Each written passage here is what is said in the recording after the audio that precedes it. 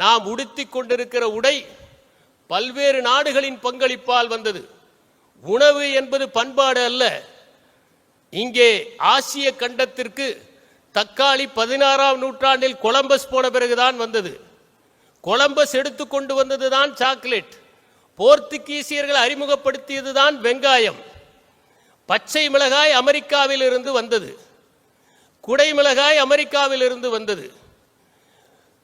பூசணிக்காய் அமெரிக்காவில் இருந்து வந்தது. இன்று உலகத்திலே அதிகமாக பயிரிடப்படுகின்ற மக்காச்சோளம் அமெரிக்காவில் இருந்து வந்தது. பல்வேறு நாடுகளில் இருந்து வந்ததுதான் உணவுப் பொருட்கள். அவற்றையெல்லாம் சமைத்துக் கொண்டு இது எங்கள் உணவு என்று மார்தட்டிக் கொள்வதற்கு எதுவுமே இல்லை. இவை அனைத்தும் கலந்து உருவாகிறதுதான் இன்று நாம் உண்ணுகிற உணவு. ஆனால் நம்முடைய பண்பாடு, தமிழர்களுடைய பண்பாடு என்ன என்றால், வாளை அடகு வைத்து, யாழை அடகு வைத்து, வருகிறவன் யாராக இருந்தாலும், உறவினர்கள் இல்லாமல் இருந்தாலும் அவர்கள் விருந்தினராக ஏற்றுக்கொண்டு அவர்களுக்கு உணவு படைக்கிற ஒரு பழக்கம் இருக்கிறதே, அதுதான் தமிழர்கள் பண்பாடு. கவிஞன் இல்லை, கவிதை இருக்கிறது. கட்டியவன் இல்லை, கட்டடம் இருக்கிறது. காவியத்தை வடித்தவன் இல்லை, ஆனால் காவியம் இருக்கிறது.